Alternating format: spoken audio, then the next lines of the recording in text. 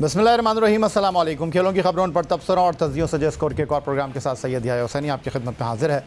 New Zealand cricket team का दौरे Pakistan green shirts के खिलाफ वनडे सीरीज़ में 4-1 की नाकामी के साथ इख्तिताम पजीर हुआ और अब पाकिस्तान क्रिकेट टीम के खिलाड़ी आराम कर रहे हैं।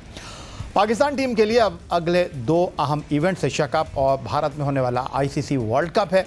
अफगानिस्तान के खिलाफ T20 सीरीज़ में बाबर आजम समेत 5 सीनियर क्रिकेटर्स को आराम दिया गया, तो ये सवाल होने लगा कि क्या बाबर आजम वर्ल्ड कप में कप्तानी कर सकेंगे।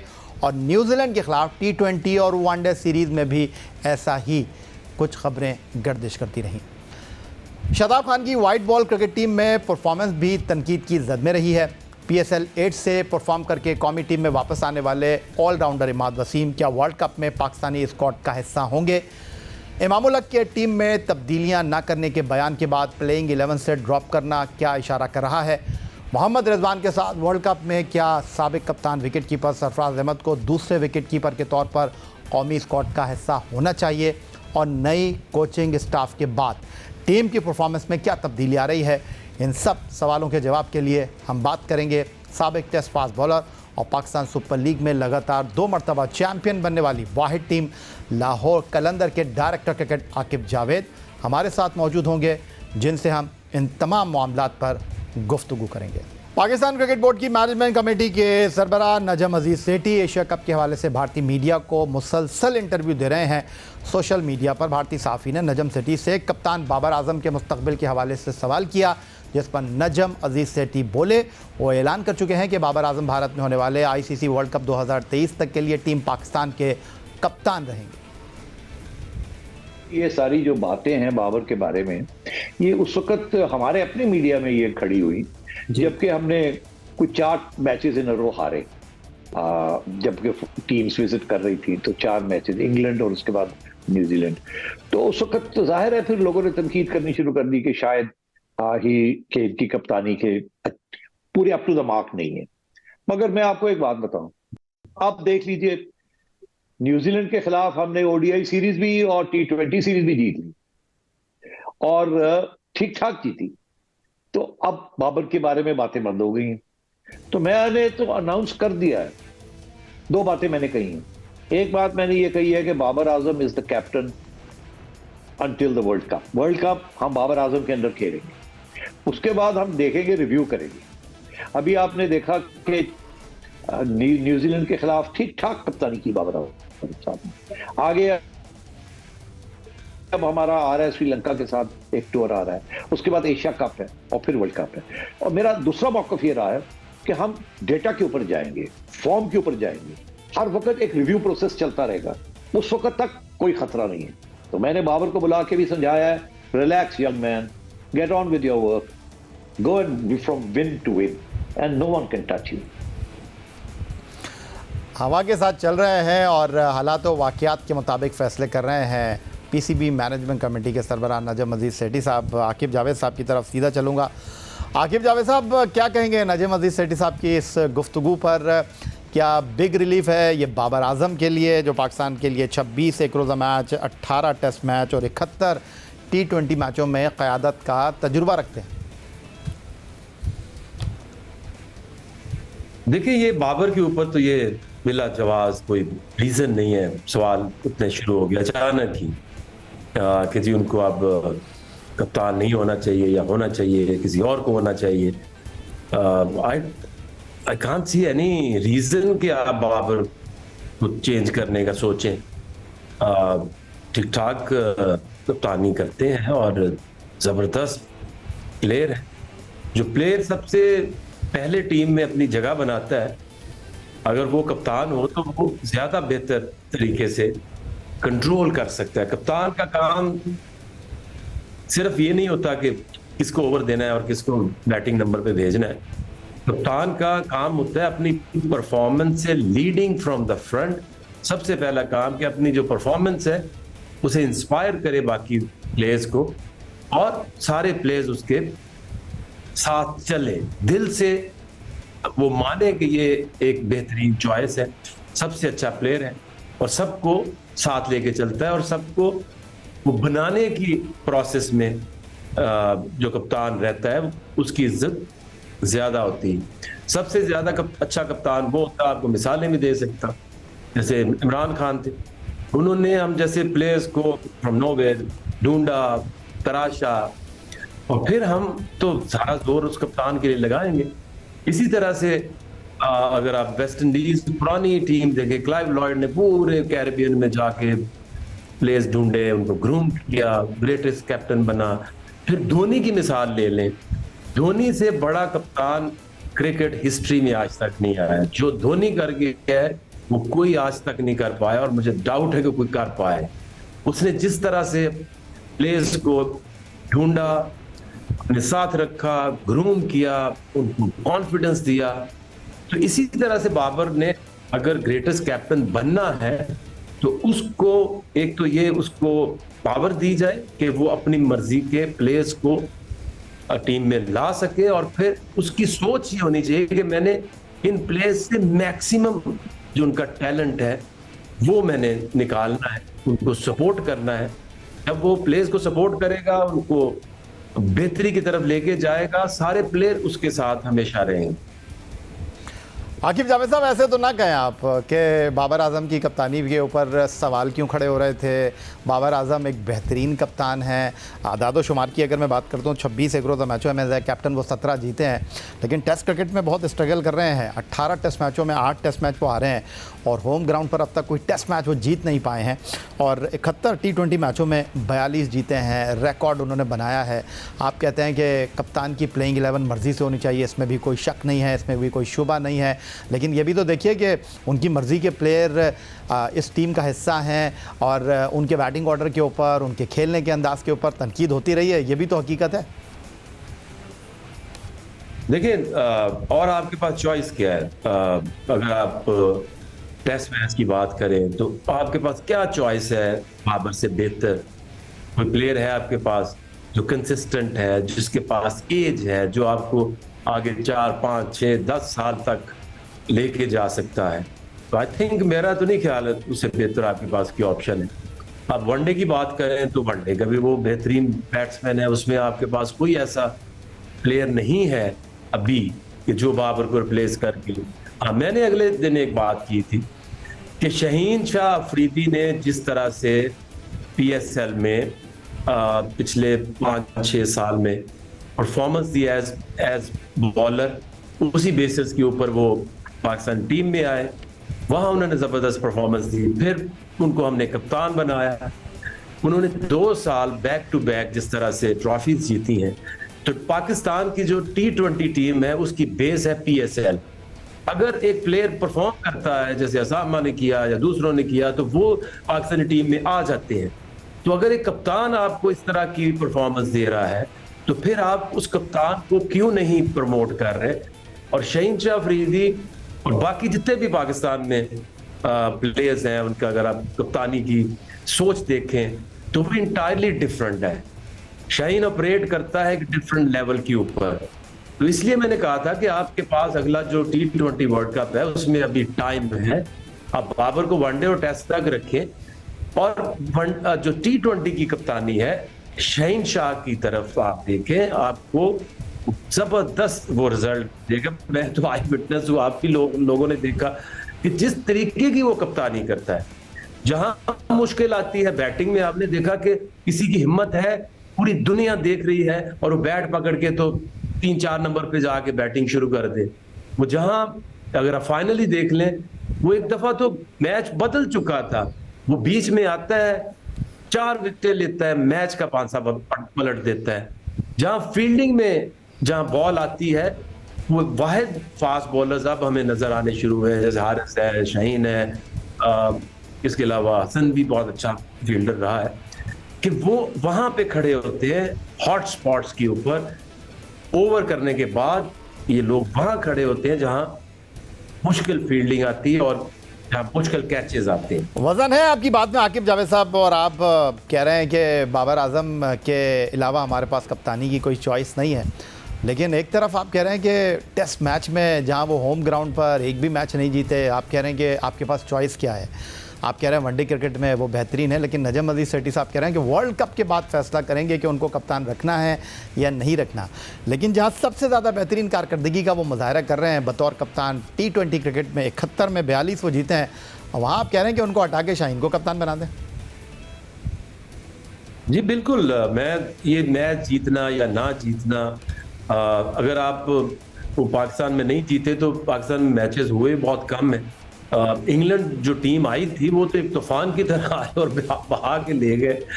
लेकिन मैं लॉजिकली एक बात करता हूँ कि आप किसी भी कप्तान को जब शुरू कराते हैं तो आप T20 से आप शुरू कराते हैं, क्योंकि वो एक छोटा फॉर्मेट है।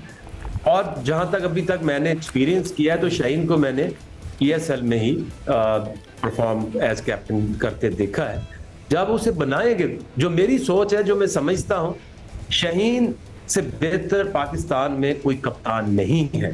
बट इसका मतलब ये नहीं है कि आप बाबर को हटा के तीनों फॉर्मेट का शाहीन को कप्तान बना दें। आप आहिस्ता आहिस्ता लोगों को ग्रूम करते हैं। ठीक है, अगर आपके पास बाबर ने नहीं अगर टेस्ट मैच पाकिस्तान में जीता तो फिर आपके पास कौन सी चॉइस है कि वो आके पाकिस्तान को मैचेस जिता सकती है? मुझे तो इन प्लेयर्स में कोई नजर नहीं आता। शादाब को वाइस कैप्टन बनाया। शादाब को अगर आप देखें तो शादाब की अपनी परफॉर्मेंस जो है, मैं शादाब पे आगे चल के बात करूंगा आपसे। शादाब पे मैं आपसे आगे चल कर बात करूंगा। आकिब जावेद साहब टेस्ट फास्ट बॉलर और लाहौर कलंदर के कोच, डायरेक्टर क्रिकेट लाहौर से वीडियो लिंक पर हमारे साथ मौजूद हैं और बहुत सारे इनसे सवालात करने हैं, बहुत सारे पाकिस्तान क्रिकेट बोर्ड के मामलात को इनके सामने रखना है और आपकी राय लेनी है। लेकिन ये सब कुछ एक ब्रेक के बाद।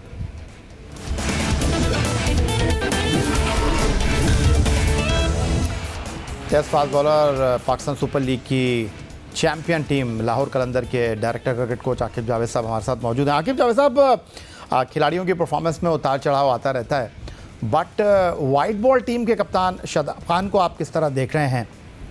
ग्रोइंग इंजरी, फिर hamstring problem on end of उनके साथ रही है और उनकी परफॉर्मेंस के आगे भी बड़े सवालिया निशान हैं, क्या कहेंगे?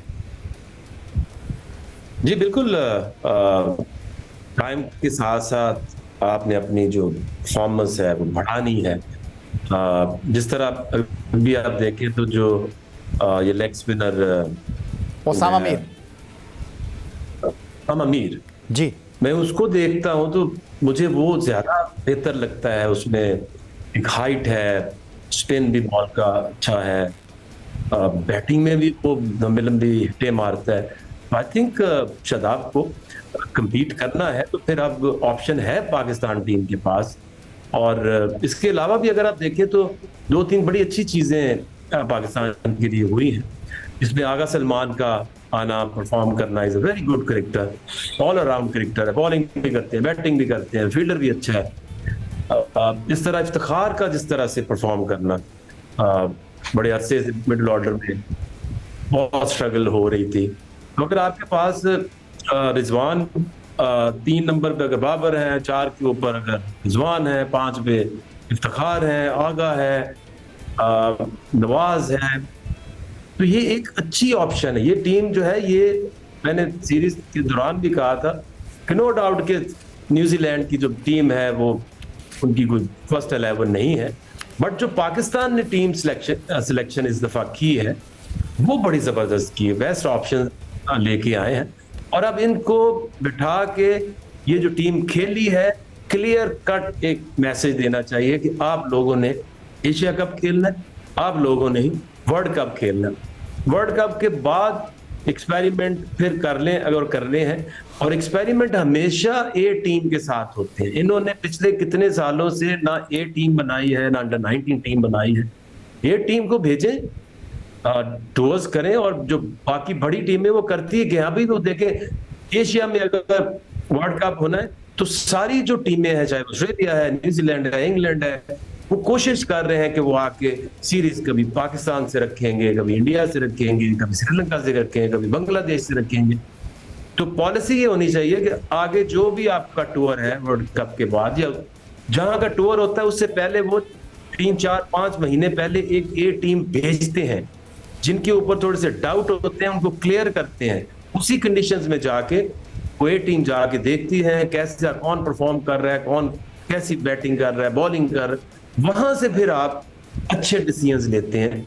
क्योंकि आपकी टीम 11 की टीम जो है वो जब तक 5-6 साल कंफर्म नहीं होगी, और जो नए परफॉर्म करते आते हैं वो आते हैं, कितना सफर किया जब मियां दाद और मलिक और आमिर सुहेल और सईद अनवर और वसीम अकरम और खार यूनस और मुश्ताक अहमद, भारी नहीं आ सकती आपकी।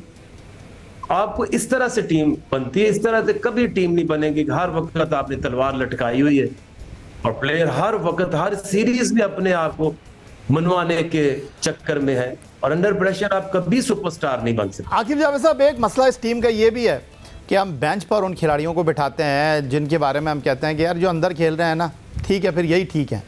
लेकिन अगर आप देखें, अभी हमने न्यूजीलैंड के ख़िलाफ़ सीरीज़ में उसामा मीर को मौका दिया, उन्होंने चौथे वनडे इंटरनेशनल में 4 आउट किए, तो आप 5वें में उनको बिठा तो सकते नहीं थे। तो 5वें में जो है वो आप 2 लेग स्पिनर के साथ खेल गए। वर्ल्ड कप आप खेलने जा रहे हैं इंडिया में, तो आपको लगता है कि आप 2 लेग स्पिनर के साथ खेलेंगे, मैदान में उतरेंगे आप? फिर जो सबसे बड़ा सवाल है ये है कि नजम अजीज़ सेठी साहब जो है वो डेटा के ऊपर बहुत ज़्यादा इन्हिसार कर रहे हैं। इस्लामाबाद यूनाइटेड जहाँ शादाब कप्तानी करते हैं, वहाँ के हसन चीमा जो हैं उनकी खिदमत हासिल की गई हैं, रेहानुल हक जो हैं वो मैनेजर बन के आए हैं। लेकिन ये जो डेटा का फार्मूला है ये शादाब खान के ऊपर ही नहीं चल रहा, क्योंकि वो अपनी फ्रेंचाइज में नंबर 4 पर खेलते हैं और पाकिस्तान टीम में वो जिस हद तक अपने आप को नीचे कर सकते हैं वो नीचे कर रहे हैं। तो यहाँ पर उनकी फिटनेस, यहाँ पर उनकी परफॉर्मेंस, यहाँ पर उनकी बैटिंग कारकर्दगी, बड़े सवाल आते हैं। देखिए, इस्लामाबाद यूनाइटेड से तो गहरा कोई खास प्यार है पीसीबी के अंदर, और ये नंबर गेम में ये सब फजूल चीजें हैं। जब तक आप अपने कप्तान को एम्पावर नहीं करेंगे, आप तो बगैर कप्तान से पूछिए, आप उसका वाइस कैप्टन बना देते हैं और किसी को पता भी नहीं होता। तो फिर ऐसे ही होता है। फिर अगर शादाब खान अगर वाइस कैप्टन है, तो जो कप्तान है उसने देखना है कि मेरी टीम कौन सी है जो मुझे वर्ल्ड कप जिता सकेगी। ये यारी दोस्तियों में बाबर ने भी शुरू में की है, बट इनसे बाहर निकलना पड़ेगा। कप्तान पाकिस्तान का सोचता है, ना कि अपने ग्रोह का सोचता है। तो आप ये कह रहे हैं आकिब जावेद साहब, अगर मेरिट पर फैसला होगा तो वाइस कप्तानी की टीम में जगह ही नहीं बन रही? अभी तो नहीं बनती। वो कैसे वाइस कैप्टन सस्टेन कर सकता है? वाइस कैप्टन तो वो होना चाहिए जो आपका मस्ट एक ऑप्शन है। और आगे जाके मुझे इन सब में से जो कैप्टन मटेरियल जो मैंने देखा, एक्सपीरियंस किया, वो तो शहनशाह अफरीदी है। तो शहनशाह अफरीदी के बगैर आपकी टीम नहीं बनती, शादाब के बगैर आपकी टीम बन जाती है। इसका मकसद क्या है? आपने राइट डायरेक्शन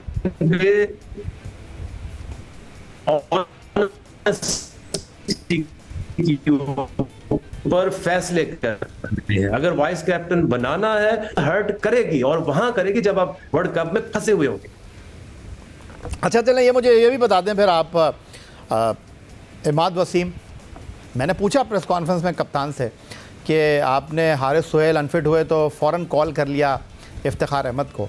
जब आपको ये शोर शॉट था कि अगले 2 मैच नहीं खेलेंगे मोहम्मद नवाज़ उंगली पर गेंद लगने की वजह से, तो आपने वहाँ इमाद वसीम को कॉल नहीं किया, तो कप्तान के पास जवाब नहीं था।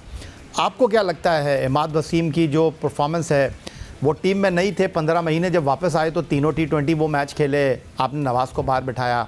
फिर न्यूजीलैंड के खिलाफ 5 T20 वो मैच खेले, आपने नवाज़ को बाहर बिठा दिया। एक खिलाड़ी जो 2 साल से टीम के साथ ट्रैवल कर रहा है, 15 महीने से जो खिलाड़ी टीम से बाहर है वो टीम में आता है, तो जो परमानेंट प्लेयर है वो बाहर हो गया, जो बाहर बैठा हुआ था वो अंदर आ गया। यही वजह है कि आप उसको वनडे में नहीं ला रहे? देखिए, बात यह है कि अगर आप कंपेयर करें Imad Wasim versus Nawaz, wide ball में Imad Wasim is much better choice, इसमें कोई डाउट नहीं है। हाँ, अगर अपनी लड़ाई झगड़ों में आपने किसी को आगे करना पीछे करना है, वो आपकी मर्जी है। इमाद वसीम नवाज से बहुत बेहतर ऑप्शन है। आप उसको नहीं खिलाना, आपने तो नहीं खिलाना, क्योंकि अगर जवाब तो परफॉर्मेंस होती है, सबको पता होता है कि कौन परफॉर्म कर रहा है, कौन किसी से बेहतर है। बाकी हारिस सुहेल की सिलेक्शन पे भी मैं बहुत हैरान और परेशान था। वो एक ऐसा प्लेयर है जो कभी एक सीरीज पूरी नहीं खेल सकता। उसकी प्रॉब्लम, मल्टीपल प्रॉब्लम्स है। पता नहीं किसकी सिफारिश या किसके कहने पे उसको टीम में डाल लिया। अब मुझे बताएं, इफ्तिखार का और हारिस सोहेल का कोई मुकाबला है इस वक्त जो हम आज प्रेजेंट की बात कर रहे हैं? आगा सलमान उससे बेहतर नहीं है क्या? अगर आप इमाद वसीम को इस टीम में लाते हैं तो आपका जो 5-6 का बैटिंग का मसला है वो हल हो जाता है। उसके पास एक्सपीरियंस है, उसके पास ऑप्शंस हैं, और बॉलिंग में वो नए बॉल से आपको एक यूनिक बॉलिंग स्टाइल से कोई भी बैट्समैन उसके सामने कंफर्टेबल नहीं है, स्पेशली जो राइट हैंडर्स हैं, और स्पेशली जो वाइट टीमें हैं, इवन वेस्ट इंडीज ले लें, साउथ अफ्रीका ले लें, ऑस्ट्रेलिया ले लें, न्यूजीलैंड ले लें, इंग्लैंड ले लें, एक डिफिकल्ट बॉलर है, तो आप उसको लेके आना चाहिए। और लड़ाई झगड़े जो हैं वो छोटी लेवल पे लड़े जाते हैं। जब आप पाकिस्तान के लिए खेलते हैं तो फिर उनसे ऊपर आपको रह के कप्तानी के डिसीजंस भी और प्लेइंग 11 के डिसीजंस भी उससे ऊपर होने चाहिए। आकिब जावेद साहब, लड़ाई झगड़े तो होंगे, लड़ाई झगड़े पसंद नापसंद के ऊपर हों तो वो तो फिर अच्छे नहीं होते, लेकिन अगर लड़ाई झगड़े आपको किसी खिलाड़ी को परफॉर्मेंस के ऊपर टीम में रखने या ना रखने पे हो तो वो बड़ा हेल्दी इन्वायरमेंट होता है। और ये इस वक्त हमें दिखाई दे रहा है पाकिस्तान के फास्ट बॉलिंग के हवाले से। और अगर फास्ट बॉलिंग की मैं बात करता हूँ तो हमारे पास एक से एक हीरा मौजूद है। देखिए फास्ट बॉलिंग में मैं सर आपको शेयर कर लेता हूँ, फिर मैं आपसे पूछ लेता हूँ कि जो इस वक्त हमारे पास फास्ट बॉलर मौजूद हैं, शाहीन शाह अफरीदी, आप तो कह रहे हैं कि उनके बगैर टीम नहीं बनती, कोई शक नहीं है। फिर हारिस रऊफ आपकी दरियाफ्त हैं, लाहौर कलंदर की फाइंड हैं, नसीम शाह ने हालिया अरसे में अपने आप को बेस्ट साबित किया है, फिर वसीम जूनियर भी इस कॉम्बो का हिस्सा बनते हुए हमें दिखाई दे रहे हैं, एहसानुल्लाह को आपने मौका दिया है लेकिन I think it's too early. तो आपके पास फास्ट बॉलिंग में अब भी ऑप्शन मौजूद हैं, हसन अली को और फ़हीम अशरफ को अभी आप कंसिडर नहीं कर रहे, बट ज़मान खान भी अगर इस दौड़ में शामिल हैं तो आपके पास एक बहुत ही अच्छा मुकाबला है, क्योंकि अभी शाहनवाज धानी और हसनैन की तो मैंने बात ही नहीं की। देखिए इसमें जो इम्पैक्ट डालने वाले बॉलर्स हैं जो जिनके ऊपर आप रिलाय कर सकते हैं किसी भी सिचुएशन में, सिर्फ आपकी पेस या आपकी वेरिएशंस काफी नहीं होती। आप एक बॉलर को असेस इस तरह से करते हैं कि अगर वो 13 मैच खेल रहा है, एक सीजन खेल रहा है, 2 सीजन खेल रहा है, वो मुश्किल में आपको निकालता है या नहीं। कई बॉलर्स ऐसे होते हैं कि जो अच्छा टाइम है तो उसमें वो बहुत अच्छी परफॉर्मेंस देंगे, लेकिन जहां स्टक हो जाए, मैच फंस जाए, मुश्किल पड़ जाए, उसमें से निकालने वाले बॉलर कौन कौन से, उसके पास आप शाहीन है, हारिस है, और ज़मान खान एक ऐसा बॉलर है जो उसके पास क्वालिटी है, इन सबके पास क्वालिटी नहीं है। एक नहीं 2 क्वालिटीज, एक उसका स्लिंगिंग एक्शन, उस दिन कंपैरिजन भी कर रहे थे तो उसका मलिंगा से भी नीचे हाथ है, और जितने भी प्लेयर्स पीएसएल में उसके अगेंस्ट खेलते हैं वो सारे कहते हैं कि यार इसकी नहीं समझ आती, ये हमें मत लगाया करो। एक उसकी यूनिक एक्शन और दूसरा उसका टेम्परामेंट। आपने जो उसने साबित किया है, चाहे 7 स्कोर बच्चे हैं या 13 बच्चे हैं, सबसे मुश्किल टाइम है। आप ये चीजें असेस करें ना। उस दिन आप अगर देखें तो फाइनल के अंदर जब एहसानुल्लाह बॉलिंग कर रहा था, परेशान किया हुआ था, शाहीन अंदर गया, उसने उसको मार के उसके 4 ओवर नहीं कंप्लीट कर पाया because he got under pressure.